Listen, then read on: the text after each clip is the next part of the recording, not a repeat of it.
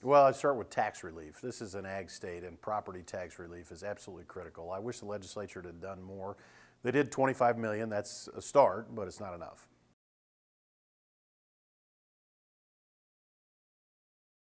I think it's a great idea. We have to remember that the economy of the state, if agricultural economy is healthy, then the entire economy is going to be healthy. So we have to do whatever we can to support ag. And lowering the valuation from 75 to 65% is one way to do that.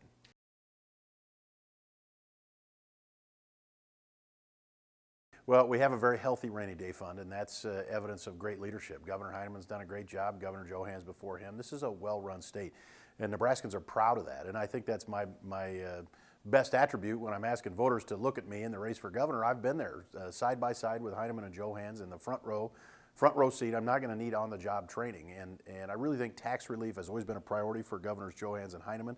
When I'm governor, it'll be a priority for me too. We have to make sure that we continue to push on tax relief and make sure that we get the money back in the hands of the taxpayers that earned it. You know, you have the legislature.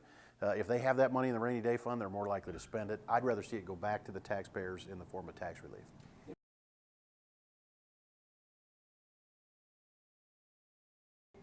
No, I think we can do better. I think we need to be a low tax state. You know, I was in Grand Island today touring the Case IH plant. What you see there are 1,500 workers doing a great job. We've got the best workforce in the world. These are people that work very hard every day, like most Nebraskans. I want to see if Case IH is going to grow somewhere in this country. I want them to grow here in Nebraska. And the way we do that is we have a low tax climate. It's not good enough just to be somewhere in the middle. We've got to be among the lowest tax states. That's how we do it.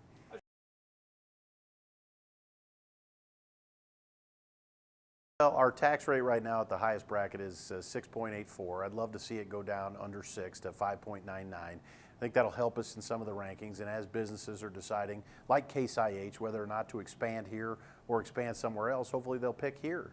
Our people are so strong and such a great workforce. I want to see Nebraska continue on this same path of balanced budgets, but then take it to the next level.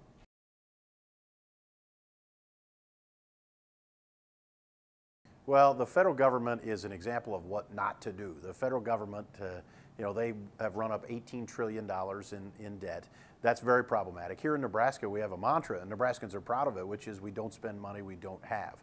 So we have to figure out how to continue to cut spending. The governor vetoed $65 million in expenditures that the legislature just put back in. I think it's very important we set priorities. All these things that the legislature wanted to spend money on, they're all good ideas. The question is not whether they're a good idea. The question is whether or not they're a priority. So we have to make choices about what the priorities are, and we cannot spend money we don't have.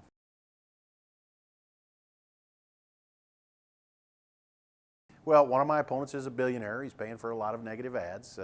I'm not afraid of that. I trust Nebraskans. I think they'll make the right decision. And I'm just not worried about it. Nebraskans know me. They know I've worked hard as Attorney General, been effective. They know that I've been the guy to lead the lawsuit against Obamacare, to sue the EPA to keep them out of our business. I know what it takes to protect Nebraskans' interests. I've fought for that. They know that I'll continue doing that. I think you've got, you know, a billionaire who's one of my opponents, and he's going to continue spending money to try to misinform Nebraskans. But Nebraskans are very smart, and I trust them, and I'm just not worried about all that stuff. If people start throwing mud, I can't help it. I'm going to try to stay above it and make sure that you know, I conduct myself in a way that I'm proud of. I've always run campaigns that I've been proud of, and this one will be no different.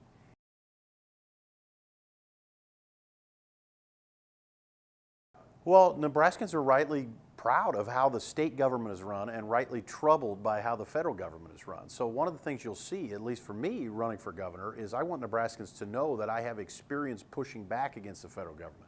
I'm not going to sit here and take it when the federal government tries to get in our business, whether it's environment or education or health care. We don't need the federal government's assistance with those things. We can do it ourselves. And Nebraskans know I've pushed back. I'm going to continue doing it if I'm governor.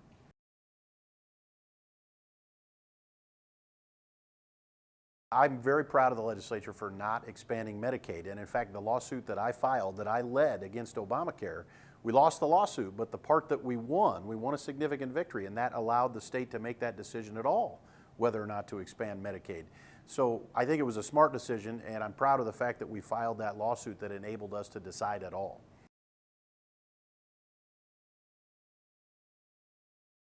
Yeah, the federal government's become bigger and bigger and bigger and encroaching on more parts of our lives, whether it's education or the environment or whatever it might be.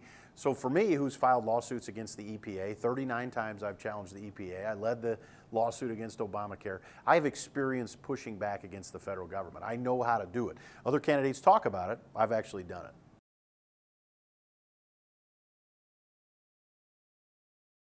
I think experience matters. If you're going to hire a football coach, you want somebody that's been coaching football. If you're going to hire somebody to run your business, you want somebody that has experience in business.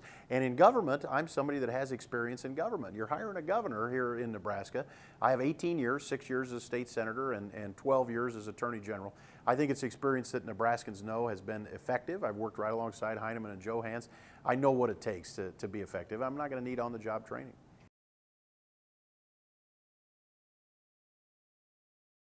Well, I did have a little scare with colon cancer, and I would say it makes you re-examine your priorities in life. I'm certainly a little more humble. I mean, that'll humble you. I think my faith has been strengthened, and I try to care more deeply for my family and be a better husband and father and brother to my sister and son to my parents. It makes you a little more thoughtful about a lot of things in life, and in a way, it's a blessing. It's very scary to go through a colon cancer issue, but now on the flip side of it, I feel great. I got up this morning and worked out at 5 o'clock, and I do that every day, and I've been very blessed.